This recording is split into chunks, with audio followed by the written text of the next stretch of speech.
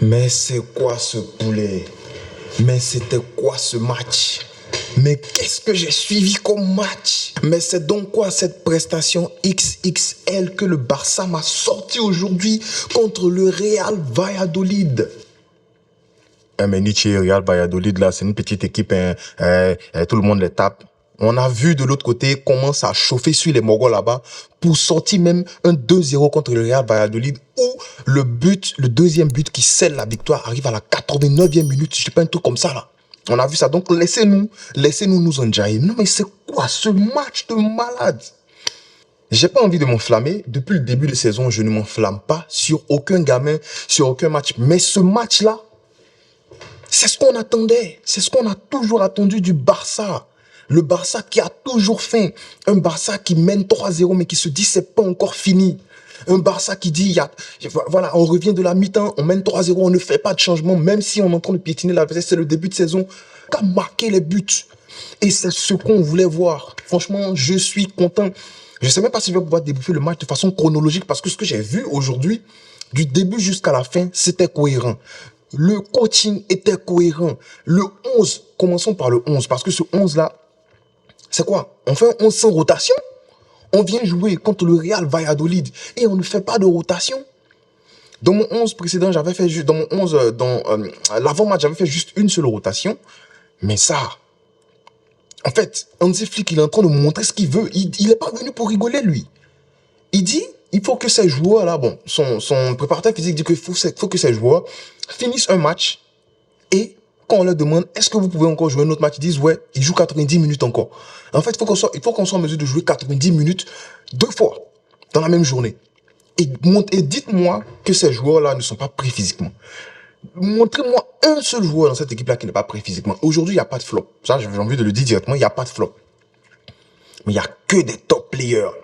Il n'y a que des top players. Il n'y a qu'une seule prestation XXL. Même le remplaçant, quand il rentre, il est impactful. Il met de l'impact. Et il change le match à sa façon. Voilà. Allez sur mon Twitter, j'ai dit Ferran Torres, il entre. Ferran Torres, il va faire un bon match. Parce que Ferran Torres en sortie de banc, ça ressemblait à quelque chose de bien. Mais là, on le fait rentrer. J'ai l'impression que le coach voit plus Ferran Torres comme un finisseur. On arrive. Alors, 11. Ter Stegen. Ter Stegen n'a pas été beaucoup mis en danger. Je pense qu'on va faire une vidéo où on parle, où on donne, comment t'appelles ça là, où on donne nos notes. Ter Stegen n'a pas été beaucoup mis en danger. Voilà. Orienter le jeu de gauche à droite, c'est tout ce que j'ai vu. Au moins, Ter Stegen prend son clean sheet. Bon, il a fait un save qui était important, mais c'est vrai que c'était un hors-jeu. Mais on sait jamais avec les arbitres là. Mais il a quand même sauvé le ballon. Et voilà, chapeau à Ter Stegen pour ce match-là. Mais il n'a pas été beaucoup mis en danger, donc il n'y a rien à dire. Défense centrale, Inigo Koubassi. Inigo, étincelant. Pimpon aujourd'hui. Vous connaissez, quand c'est mauvais, je dis c'est mauvais. Quand c'est excellent, je dis c'est excellent. Inigo, aujourd'hui, c'était pas excellent, c'était bon. Pau Koubassi, par contre. Les gars, j'ai une stat. Pau Koubassi a plus de passes D qu'Mbappé dans la Liga. Pau Koubassi a plus de passes D que Tchouaméni, que Kamavinga. Bon, là, je suis en train de peu le tirer, mais m'en fous, voilà. Parce que Pau Koubassi, aujourd'hui, c'est l'appel qui fait la passe. Très bel appel de Rafinha. Il a fait que de bons appels. Ce mec, on arrive sur lui. Pau Koubassi, lui envoie le ballon et il arrive à finir. Pau Koubassi, c'est beaucoup de relance. Pau Koubassi, c'est la solidité défensive dans les récupérations. Et si vous regardez même la heatmap de Pau Koubassi, on en parlera dans la prochaine vidéo. On va faire peut-être la note. Bien l'analyse statique. Vous voyez que Pau Koubassi, sa heatmap, c'était au milieu. Le Barça a joué très, très haut. Très haut. On va parler de ça. On va faire une analyse statique, ça c'est sûr. Le Barça a joué trop haut. Et on s'est mis en danger derrière. Mais en même temps, j'ai envie de dire que le press du milieu était tellement cohérent. Le contre-press était tellement cohérent que les mecs n'arrivaient pas à aligner 3 passes. Alors, cette équipe-là, on a vu, ils étaient en mesure de mettre en danger plusieurs de leurs opposants. On a vu comment ils ont joué en première mi-temps contre le Real. C'était compliqué. Mais c'est parce que le Real n'arrive pas à se retrouver. Mais contre nous, c'était totalement autre chose. Chapeau à la défense, Alejandro Balde, qui pour moi fait aussi un bon match dans les remontées. Bon, conduite de balle, catastrophique. Mais sur les duels gagnés, il fait quand même 4 sur 6 et c'est à respecter. Voilà. Il perd le ballon 5 fois. Mais j'ai envie de dire que, voilà, pour l'apport qu'il nous donne offensivement, laissez le petit. Jules Koundé. Jules Koundé, excellent. Excellent aujourd'hui, il vient, il marque son quatrième but avec le Barça. Et c'est un but de finisseur, un but d'attaquant où il met le ballon, le gardien ne peut même pas aller chercher. Voilà, donc Froufrou, déjà, sur le corner, c'est Rafinha. Mais c'est... Aïe, Rafinha. Bon, bref. Jules Koundé, il place le ballon en haut là-bas, rien. Tu peux pas toucher. Jules Koundé, l'apport qu'il envoie sur le côté de Lamine Yamal, dans le demi-espace, sur l'aile, même dans l'axe, étincelant, excellent. Récupération excellente de Jules Koundé. Il fait un match de capitaine. Il fait un gros match, Jules Koundé, aujourd'hui. Un très gros match. Duel aérien, il a 100% de duel aérien réussi, pardon. Et duel au sol, il a, quoi, c'est 3 sur 4. Donc, disons, c'est 75% réussi.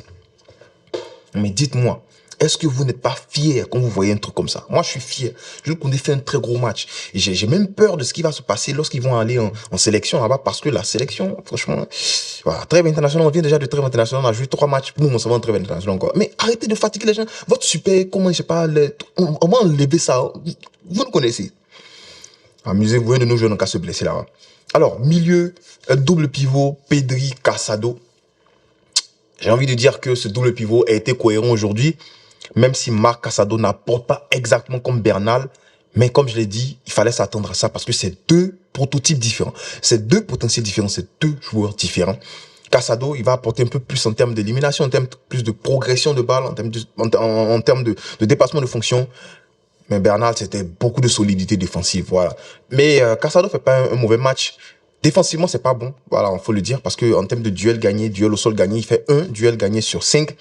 Mais c'est pas grave parce que son apport offensif, sa progression de balle, j'ai envie de dire que c'est excellent. Il fait quand même 98% de passes réussies. Donc voilà, tout ça, les stats, on doit sortir ça. Normalement, on doit sortir ça dans la prochaine vidéo. Donc je vais me calmer. Pedri, excellent Pedri, franchement. Orientation, il y a une partie même là. On l'attaque. Il est dans sa défense. Pressé de 3. Il fait, la caméra, ça va voir. Les joueurs sont voix. Et lui-même, il se retourne. Non, Pedri. Tout le monde a été cohérent. Dani Olmo. Je suis en train de monter petit à petit. Dani Olmo. Olmo, toi, dans ce match, tu es censé finir 3 buts. Parce qu'on connaît la qualité d'Olmo. On connaît ce que tu es capable de faire. Olmo, contrôle frappe but. Contrôle frappe but. Olmo, c'est 2 touches de balle. Premier contrôle, il oriente son ballon. Il facilite son tir. Son premier contrôle est censé faciliter le shoot. Et lui, là, il maîtrise le béaba du football. Premier contrôle, il place son ballon, il enroule but. Aujourd'hui, il a raté un sitter, comme on le dit, de Lamine Yamal. Sinon, Lamine Yamal, il aurait fait combien de passes D? Il a 2 passes D, il aurait fait 3 passes D. Il a raté un sitter de Lamine Yamal. Il a fait 2 poteaux, si je ne me trompe pas. Mais enfin, il marque. Et dès qu'il marque, il sort. Et j'aime bien ça parce que ça le met en confiance. Ça le met en confiance. Merci à Hansi Flick, pardon, de ne pas avoir sorti Olmo très vite. Parce que ça aurait pu mettre quand même un coup. Il veut faire partie de la fête, man. No Dani, no party. Il veut faire partie de la fête. Donc voilà, très beau match. Mais à part le but là, franchement, Dani Olmo, il fait un beau match. Hein. Élimination, les dribbles, les passes réussies, la progression de balle, le dépassement de fonction, la façon dont il combine avec Rafinha et Lamine Yamal. Non mais ça fait peur. Ça fait peur, c'est tellement cohérent. La façon dont il se retrouve dans l'espace, il est tellement intelligent, il se retrouve dans les espaces où, je sais pas, le 6 demande au défenseur central de le prendre, le défenseur central dit non, je peux pas sortir, faut que toi tu le prennes. Non, il se trouve dans un endroit où, si tu réagissais vite, sinon, il reçoit le ballon, il se retourne, frappe. Il est dangereux. Il est trop intelligent, trop intelligent. Dani Olmo, chapeau, franchement. Voilà, tu m'as fait mentir. Tu m'as fait mentir en 2 matchs, en 1 match et demi, tu m'as fait mentir. Tu es un transfert de luxe. Un transfert que moi, franchement, j'étais pas d'accord. Mais quand je vois la formation dans laquelle notre coach veut jouer en 4-2-3-1, ça fait énormément de sens. Je me rends. Parce que Dani Olmo m'a dit, Nietzsche, on verra bien. On verra bien. Mais franchement, exceptionnel Dani Olmo. Parlons de Lamine Yamal avant de parler de Rafinha. Parce que Lamine Yamal, quand même, de la première mi-temps, de la première minute jusqu'à ce qu'il sorte, exceptionnel. Sans ballon. Mais défensivement, il défend le petit. Il défend le petit. Merci Dembélé. Franchement, merci Dembélé. Parce que grâce à toi, on a pu sortir cette pépite-là. J'aimerais dire, il faut qu'on le protège. Parce que les gars, à 4-0, ils ont commencé à découper. Ils ont commencé à taper les Lamine Yamal, les enfants. Là même, Fermin Lopez entré, il était fâché, gars. Il était fâché parce que franchement, il faut faire attention. Il faut qu'on protège nos gamins. Parce que ces gars-là, ils sont prêts à tout pour nous blesser. Lamine Yamal, excellent. Franchement, excellent. Les dribbles.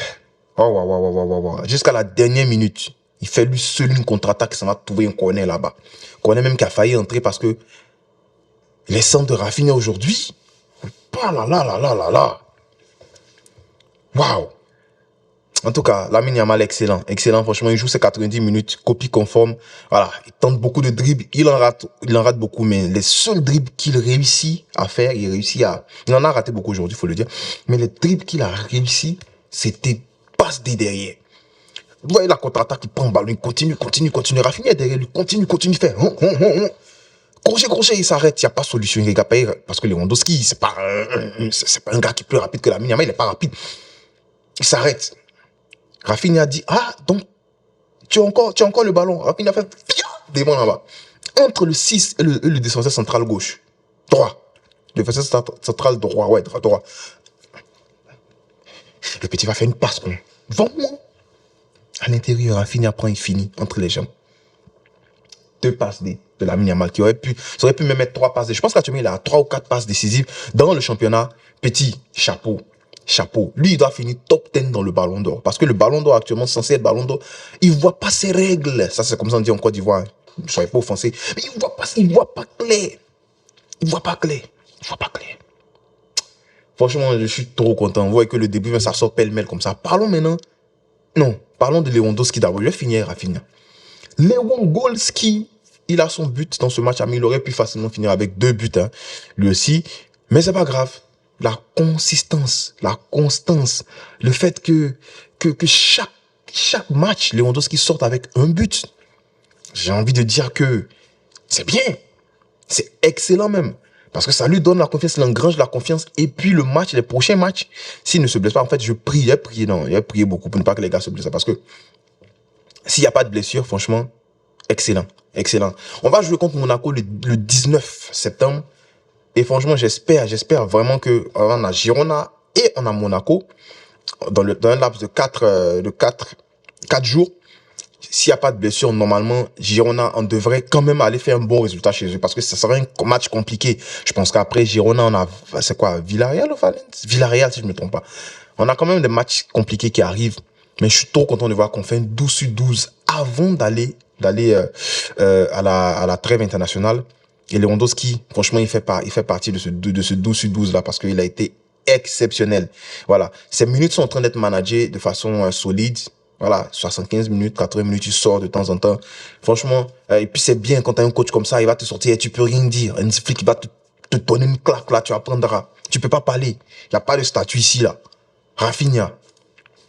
Rafinha. Vous vous rappelez combien de fois? Ceux qui se rappellent, ceux qui étaient là depuis le début, dites en commentaire. Parce qu'il y a des gens qui savent pas. Dites en commentaire. Propagande Rafinha. Qui fait partie des pionniers, des précurseurs. Parce que moi, j'étais un gros fan de Leeds à la base, vous vous rappelez. J'étais un gros fan de Marcelo Bielsa. Pas Leeds, Marcelo Bielsa.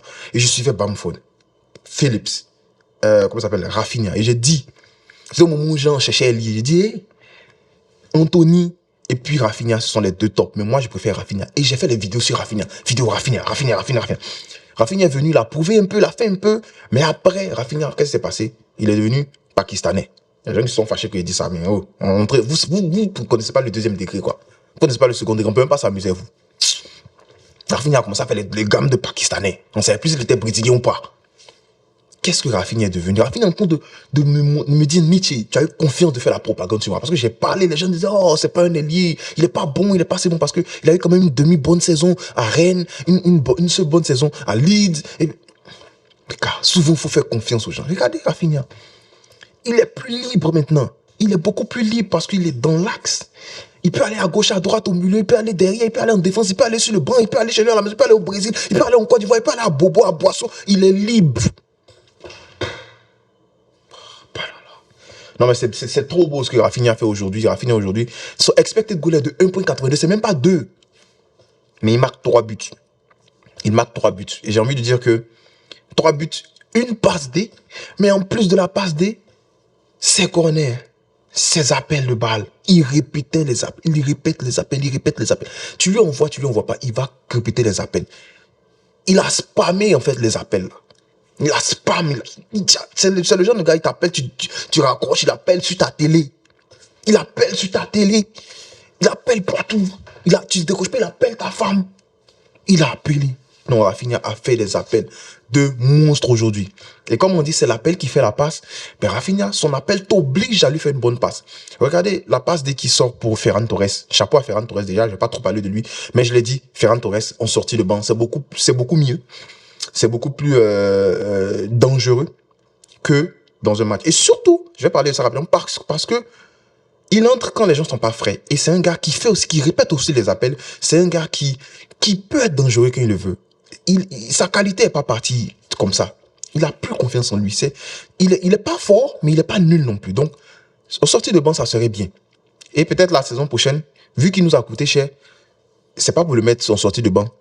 Et de l'autre côté là-bas, on prend un peu d'argent sur lui et puis on va prendre un autre gars qui coûte moins cher et qui est un peu plus à l'aise en sortie de banc aussi. Voilà, un gars qui peut sortir de banc et puis faire la même chose là, mais pas pour 55 millions d'euros. Je sais pas si vous comprenez ce que je veux dire. Mais quand même, bon match. Et je m'attendais à ça de la part de Ferran, qui est le numéro 7 et qui nous marque le 7e but du Barça. Oh là là là là. 7 buts. Même pas un but. Et bon, voilà. Donc Rafinha, pour moi, qui est très, très... Rafinha est trop dangereux. Avec ballon, sans ballon, il est très en confiance. Il tente ses dribbles. Et ses dribbles, c'est vers l'avant. C'est ce qui m'a plu. C'est ce qui me plaisait depuis Leeds. C'est pas un gars qui va faire les Anthony, sauter sur le ballon. Dribble arrêté. On avait parlé quand on faisait l'analyse de Rafinha il y a 2 ans. Arrêtez là. C'est pas trop son truc. Mais en course, pendant que le ballon roule, non, mais il est trop dangereux. Parce qu'il va te mettre le ballon dans ton dos. Tu peux pas aller prendre. Au pire, tu vas faire une faute sur lui et tout. Donc voilà, 3 buts. J'ai envie de dire des buts d'attaquant. Il y a un but qui sort sur un peu de froufou dans la défense, mais c'est Lamine Yamal qui instigue le truc. Dommage qu'il prend pas une passe D. Il instigue le truc et Lewandowski, je pense c'est lui qui prend la passe D parce qu'il touche le ballon du bout du pied à Rafinha. Et tout le monde, ils sont 3, ils sont dans le rectangle. Bah, tu vas faire quoi? Rafinha va venir, va terminer. L'autre but, il contrôle comment s'appelle le petit là? Lamine Yamal contrôle le ballon, il le met bien placé. Rafinha va finir entre les jambes du gardien. Le gardien est tellement bien sorti. Mais Rafinha l'a cherché, il a dit, oh, trop de souris. Bon. Trop de rats, boum, entre les jambes. Il va attacher pas une des mains. Rafinha a 3 buts. Une passe décisive. Et franchement, exceptionnel. Exceptionnel ce Barça-là. Allez sur mon Instagram parce qu'il y aura une FAQ. J'ai déjà lancé le poll là-bas, FAQ. Posez les questions, donnez vos avis, on va en répondre en vidéo. On va parler de ça en vidéo demain. La vidéo va sortir demain. Mais trop beau match du Barça. Et Hansi Flick, on va finir avec Hansi Flick pour moi qui... Hansi Flick, c'est... Vieux père, tu es faux. Tu es faux. Déjà, c'est pas les coachs qui ont peur de mettre les 11 contre des petites équipes parce qu'ils ont peur de se faire taper. Non. Vous comprenez ce que je veux dire? Je suis pas en train de tirer sur quelqu'un parce qu'il y a plein de gens qui sont en train de... Xavi est en comment t'appelles ça? Il est en... comment t'appelles ça? Il est en préférence. Je sais pas comment on dit ça sur Twitter là. Dites-moi ça en commentaire. Mais bref, tout le monde est en train de parler de Xavi. Je perds mes mots là. Actuellement. Il a quitté le Barça, ça fait longtemps, les gars. Si on sont. Moi, en tout cas, je ne sais pas sur Xavi. Parce que je suis très content de ce qu'il a fait pour le Barça. Je suis très content des jeunes qu'il a pu sortir de la Masia. Un peu obligé, j'aimerais dire. Bon, pas trop obligé parce qu'il aurait pu jouer avec ces vieux moraux là qui étaient là. Mais il les a sortis de la Masia. Il a sorti de la Masia et puis nous les a présentés. Et aujourd'hui, on est capable de se poser sur ces jeunes-là pour continuer. Bon, il n'y en a pas trop actuellement. Ils sont presque tous blessés, même pas au Kobasi. Ça fait un. Alejandro Balde, bon, un peu obligé, mais tu comprends ce que je veux dire. Bref. Donc, ne tirons pas sur Xavi. C'est ce que j'ai envie de dire. Je vais terminer par ça. Hansi Flick. C'est pas ce genre de coach là qui va jouer contre une petite équipe. Désolé du terme. C'est pas péjoratif. C'est en termes de prestige et tout. Et qui aura peur de mettre son 11. Non! Lui va placer son 11 titulaire. Il a même pas fait rotation. Et à 3-0 à la mi-temps, c'est ça qu'on veut. C'est ça qu'on cherche. Un coach avec la mentalité bien allemande, bien taper les gens là. 3-0. Il fait pas de remplacement. Moi, à 3 heures à la mi-temps, j'ai dit le match est fini, on fait un peu de remplacement. Non. Ça, c'est mal connaître Hansi Flick. Il dit non. C'est après, pour reposer le petit Pau Kobasi, qui a été appelé en U21, 23, je me trompe, il a 17 ans, il peut être même appelé en U17. Il n'a même pas permis. Il soit passe des Mbappé d'or, Mbador. Chez nous, en Côte d'Ivoire, il y a un quartier qui s'appelle Mbadon. Il est de Mbadon. Bref, Pau Kobasi est remplacé par Dominguez. Et Dominguez, il entre Il rend une copie conforme. Il m'a fait peur une partie là parce que s'il avait perdu le ballon là où il a fait perdu le ballon là, moi, mais il allait en partie le tacler là-bas. Mais il rentre et puis il fait un match quand même solide. Les duels gagnés, qualité de passe est bonne, les longs ballons. Il a fait un long ballon, il a tenté un long ballon, le long ballon a été réussi. Exceptionnel.